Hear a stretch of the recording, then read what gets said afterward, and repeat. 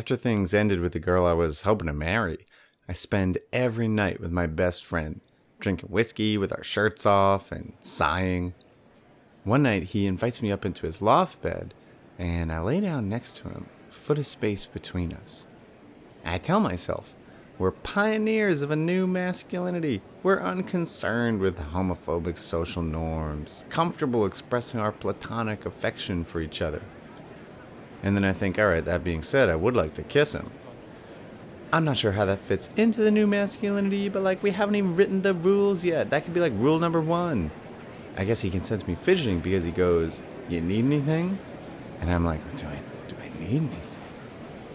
And then I hear my voice go, nah, and he immediately starts to snore. And it goes like this for months. We walk arm in arm on the street. We share a bed. Nothing happens.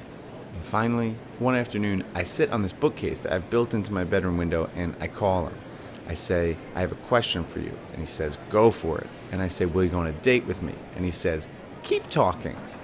I say, I have this idea of something you and I could be. You and I holding hands. You and I swapping t-shirts. You and I as brothers. I tell him about the time we got lunch and we were sitting next to Sufjan Stevens. And I didn't even care because my best friend was sitting in front of me. I tell him how grateful I am for how he listens, how he always lets me ramble, and then he says, Charlie, you're beautiful. You just need to realize that and you'll be fine. And I wait for him to say it now. And he says, Charlie, I think you know. And I do know. And I press my smile into my palm. And he goes, I think you know I'm only attracted to women. And it almost doesn't hurt. Because I'm so startled by how much it hurts.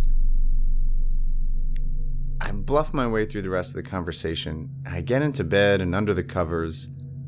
And I let everything feel as bad as it needs to feel.